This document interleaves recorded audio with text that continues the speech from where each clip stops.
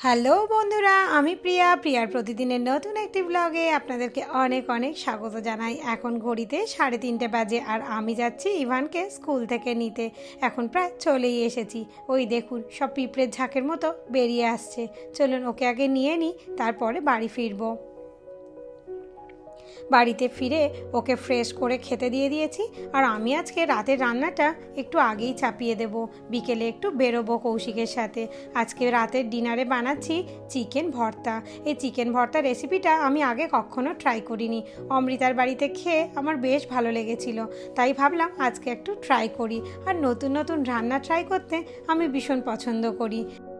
রান্না করতে তো খুব ভালো লাগে, আর রান্না করতে যতটা সোজা, রান্নার জন্য এই যে অ্যারেঞ্জমেন্ট করা, এটা কিন্তু বড্ড কঠিন। আর এরপরে যখন প্রচুর বাসন জড়ো হয়ে যায়, সেটা তো আরও বেশি কঠিন হয়ে যায়। এই কোটা বাটা একার হাতে সব কিছু অ্যারেঞ্জ করে তারপরে রান্না শুরু করা বেশ অনেকটা সময় সাপেক্ষ বটে। তবে সবসময় কি আর জিভটা মন মানে বলুন? তাই মাঝে মধ্যে এরকম ভালো ভালো রেসিপি তো বানাতেই হয়।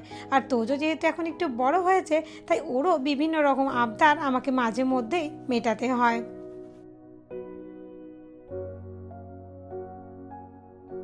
রান্নাটা কিন্তু ভীষণ ইজি। আর লাস্টে দুটো বয়েল এগকে কুচি কুচি করে কেটে রেখেছিলাম, ওটা ছড়িয়ে দিলেই একেবারে কমপ্লিট আমার চিকেন ভর্তা।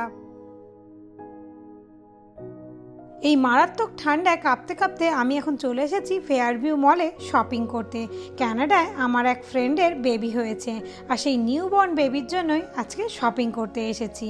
নিউবর্ন বেবি হচ্ছে তোজোর ফ্রেন্ডের সিস্টার। আর নিউবর্ন বেবি যদি হয় গার্ল, তাহলে তো চোখ ধাঁধিয়ে যাওয়ার মতো জামা কাপড় বিক্রি হচ্ছে।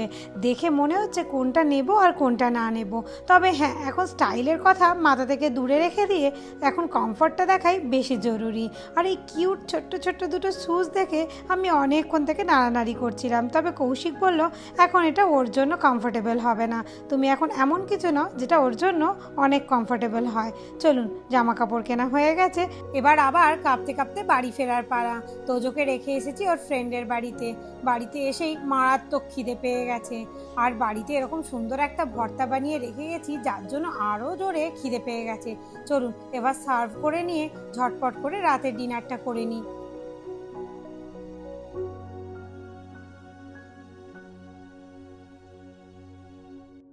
আজকের ব্লগটা এখানেই শেষ করলাম। কেমন লাগলো অবশ্যই কমেন্ট করে জানাবেন। আর ভালো লাগলে একটা লাইক করে দেবেন, আর আমার পেজটা ফলো করে দেবেন। আজকের মতো আসি তাহলে, দেখা হচ্ছে পরের একটা ভিডিওতে। টাটা।